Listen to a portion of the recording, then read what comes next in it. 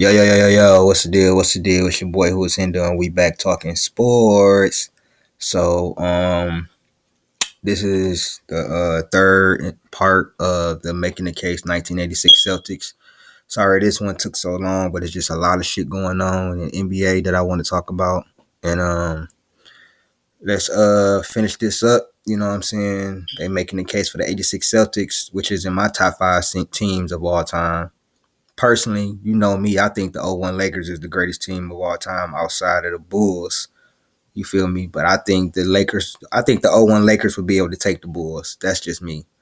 But let's get it. Presented their teams and their sport to the world. Since their iconic college basketball championship showdown, the two had assumed the role as battling titans, trading blows with one another, daring to push the boundaries of basketball to fit their own needs and desires. No pass was too extraordinary, no shot too outrageous.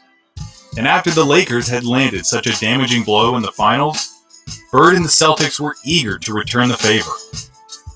In the two regular season matchups between the two squads, the Celtics came away with victories both times against the defending champs. And while Let me show y'all my knowledge though.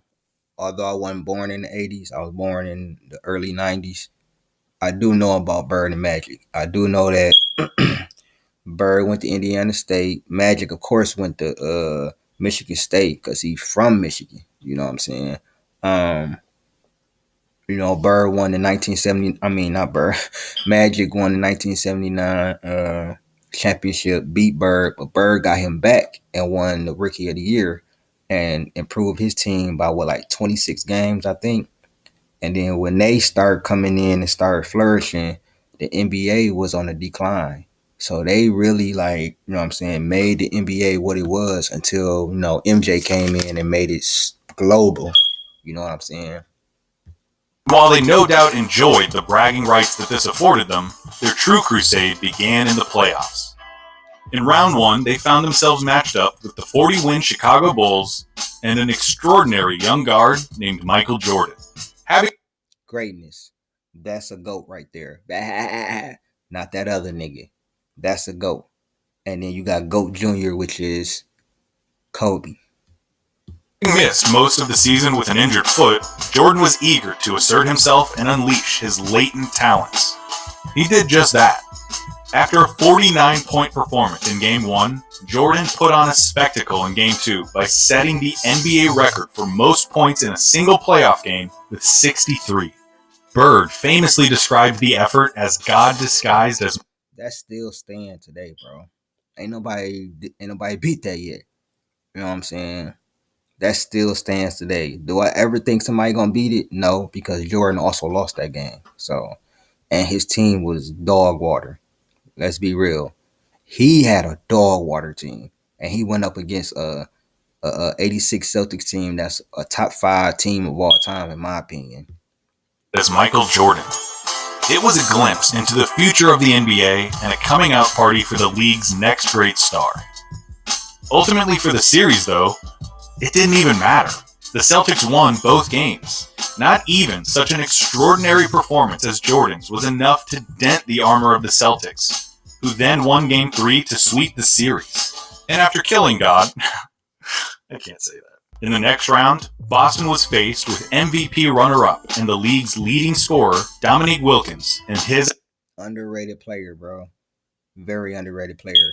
A lot of people just think that he's a dunker and everything, but he had a smooth jump shot. He used to go back and forth with Larry. The only reason why he slept on is because Larry, Magic, Dr. J, MJ, and the 80s was just so full of, greatness. So, his Atlanta Hawks. Though the Celtics had won all 4 of the regular season matchups with the Hawks, each contest was decided in the single digits, and most had come down to the final moments. Dominique represented Bird's toughest matchup in the East, with his boundless athleticism and potential for incredible outbursts. The Celtics succeeded in containing him for the most part, though, putting up walls to the lane and closing out on his jump shots.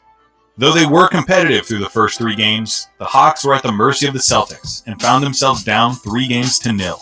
With Game 4 in Atlanta and a series victory for Boston all but certain, Wilkins and backup point guard Spud Webb caught the Celtics with their foot off the gas, combining for 58 points and denying them a 4-game sweep.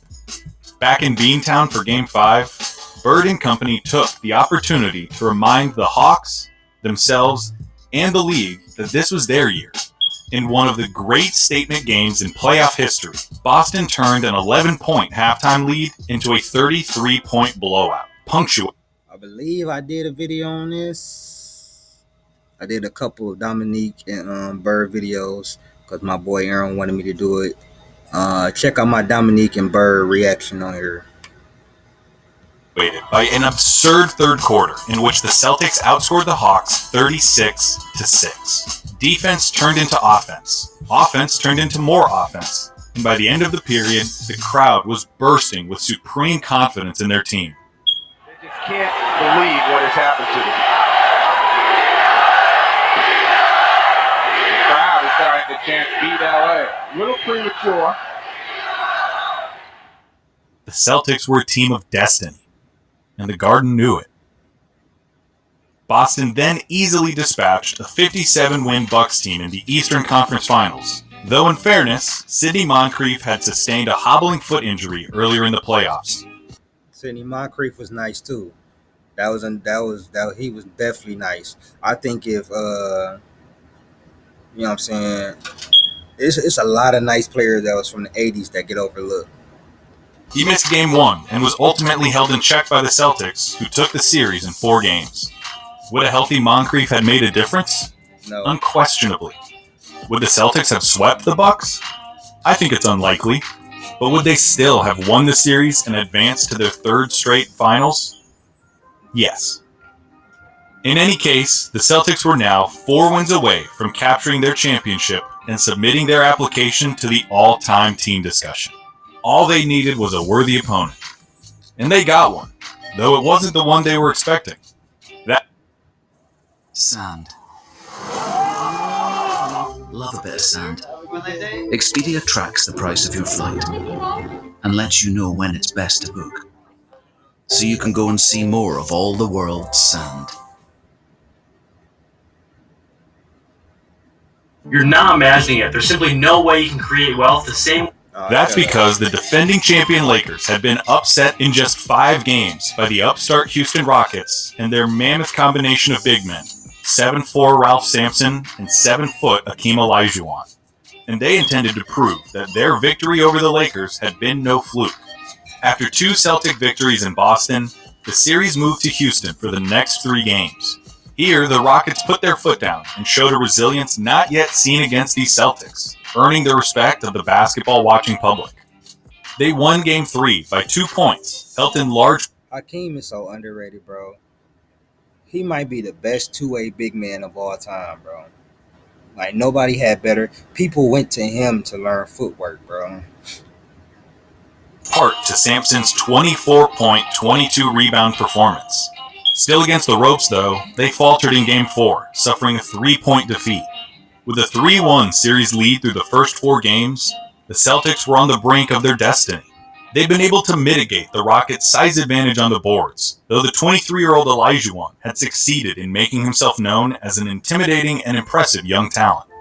With Boston looking to close out their season with a championship in Game 5, Olajuwon played an inspired game with 34 points, 14 rebounds, and 8 blocks. The Rockets won and ensured that no champion... 8 fucking blocks? That's how you know he was an elite shot blocker, bro. 8 fucking blocks, bro. Like, that's amazing, bro. Championship would be hoisted on Houston's home floor, but not before damning their championship chances. Just into the second quarter of the game, Sampson had gotten a mismatch on 6'1" Jerry Seasting. After some pushing and jostling for position, Sampson turned around and delivered 2 quick, heavy blows to Seasting, igniting a bench-clearing altercation. Sampson was subsequently ejected from the game, though Olajuwon did carry the Rockets to a victory and forced a trip back to Boston. The Celtics were pissed. They were pissed that they'd let that game get away from them. They were pissed that they'd let Houston keep the series alive. and they were pissed that Sampson had squared off against a player over whom he had a 15-inch height advantage. At practice the day before Game 6, the players worked themselves into such a feverish lather, playing with so much physicality, that head coach Casey Jones had to call off practice. The Garden was no different.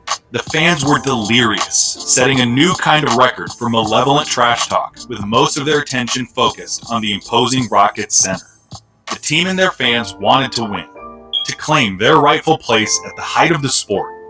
See, he probably would have been suspended for like the rest of the playoffs nowadays. You feel me? You can't just punch nobody nowadays, bro. He would have been suspended for sure, for sure. And they wanted to make the Rockets regret the day they ever messed with the Boston Celtics.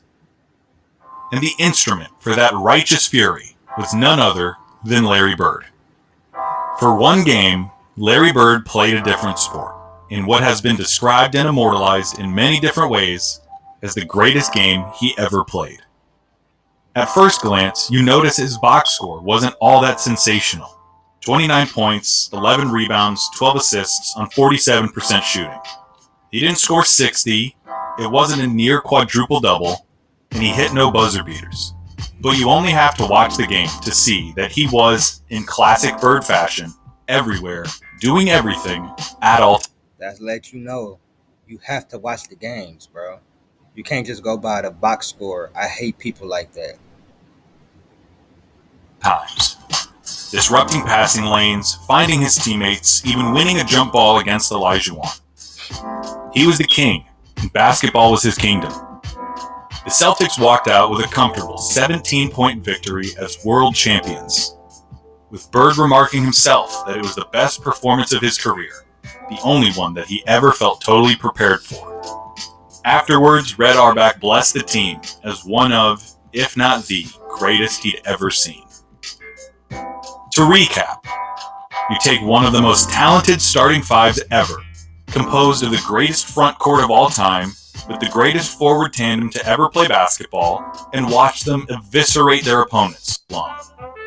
And if those walls were still around, if that floor could talk, I know what I'd ask them. And I think I already know the answer they'd give. They'd tell me that the 1986 Boston Celtics were the greatest basketball team of all time.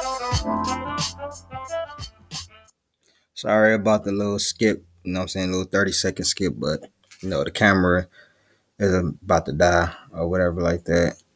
That was making the case for the 86 Celtics, and that was a great case, you know what I'm saying? Everybody they went against, you know what I'm saying, the Bucks, MJ, but it looked like their toughest test was Hakeem and the Houston Rockets. But Larry Bird wasn't letting that happen, bro. So yeah, man, I hope y'all enjoyed the video, man. This been Who Is Handle with another video. I'm out.